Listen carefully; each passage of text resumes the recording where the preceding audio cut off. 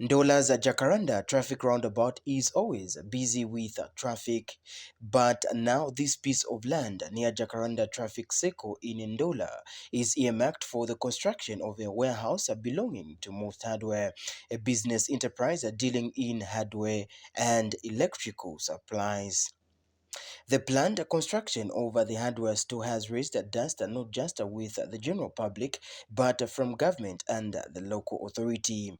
For instance, Ndola Mayor Jones Kaliati has questioned how Most Hardware was able to acquire the relevant title deeds from the Ministry of Lands and Natural Resources without approval from Ndola City Council.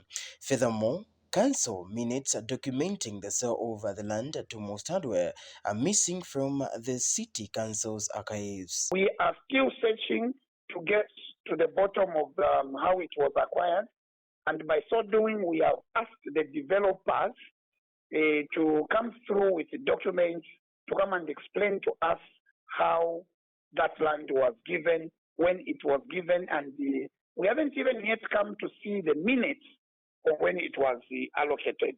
We are not going to allow any development, any construction in such an area. Number one, it will provide a blind spot should any development be done there. Number two, we foresee a situation where there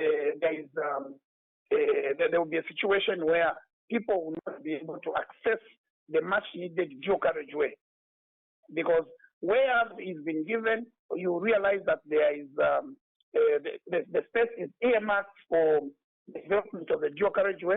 Also, there is a high voltage, electric line there, which needs a buffer. The road needs a buffer. So, in my view as mayor of Ndola, I don't see any space for any construction. Caught in the fracas is Copperbelt Permanent Secretary Augustine Kasongo. Keen to clear his name, Mr. Kasongo said in an interview that accusations leveled against him, alleging that he had received about 1 million kwachas to push for the sale of land, were not true. He said the sale of the land was finalized before he even assumed the office as Permanent Secretary. It's worth noting that I was appointed as Permanent Secretary in November of last year, and the time that I was appointed as PS, the same Most Hardware had already been given title deeds by the Ministry of Lands. Sometime, I think it should be 2-3 months ago, we saw him starting to start building up, trying to put up some structures there. So we engaged the CEC, we engaged the local council, also engaged the Ministry of Lands itself, and we got somebody from Provincial Fiscal Planner, including the OP and the police, to go on the ground to establish whether that land exists or not. So the CEC got there 25 meters away from where the port is, and there was even some people from RDA, because now there's this issue of the new road coming up. So we wanted all the stakeholders to be involved so that at least proper advice can be given.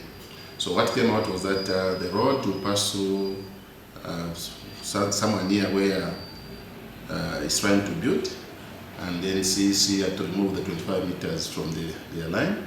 So what remained was a small portion of land, and he was advised that you give us a building plan so that we see if this what you want to build here can fit on this small piece of land that has remained. So that assignment, I think the council and everyone was involved.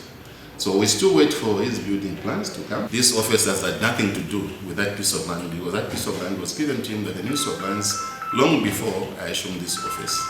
So you're refuting allegations to say you pocketed land in the No, I haven't done that.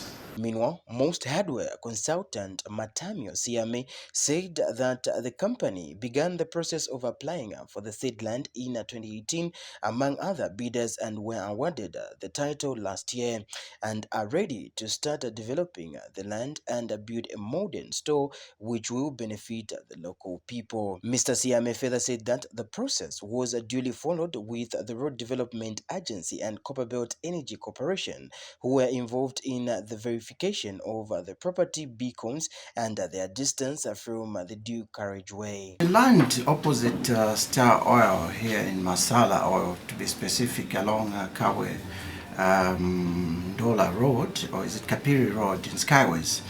We acquired it some 3-4 years ago, and as far as we are concerned as a company, we did follow all the channels as stipulated by law. Initially we had seen the land as being not occupied, so what we did, we went to the council just to seek more advice, and we were told that it was actually up for grabs, if you like. So we applied and we were offered. For your own information, we're not the only ones who were offered. There are quite a number of other businessmen, or should I say developers, who have also been offered, because that land in question is now numbered.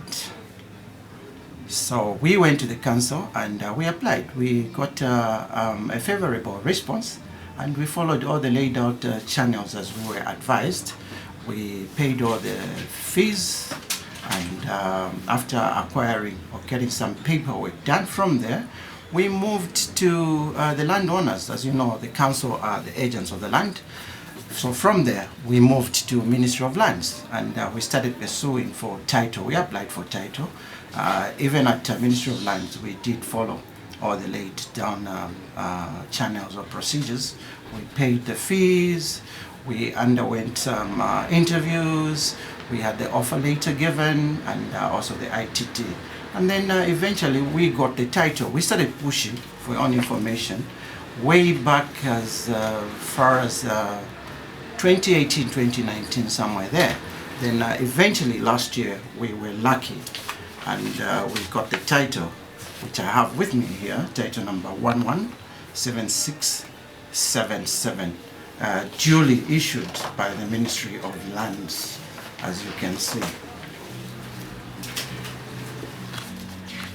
The revelation by the mayor raises questions. How did the company get receipts from the council over the land which is not nominated in the full council meeting?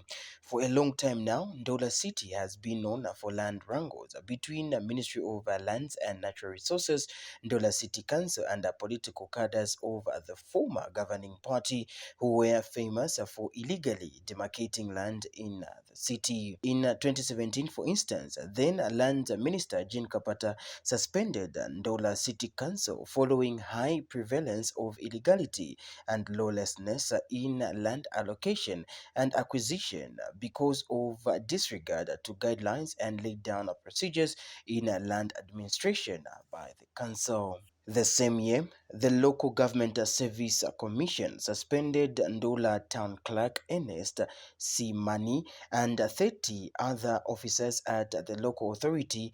Amo Samsonda, who was then the chairperson of the commission, says the 31 suspended officers are believed to have been involved in illicit land activities at the council. 5 years down the line, land wrangles have started emerging with drivers and car wash owners along Ndola Kawe Road protesting over a land earmarked for a store belonging to Most Hardware.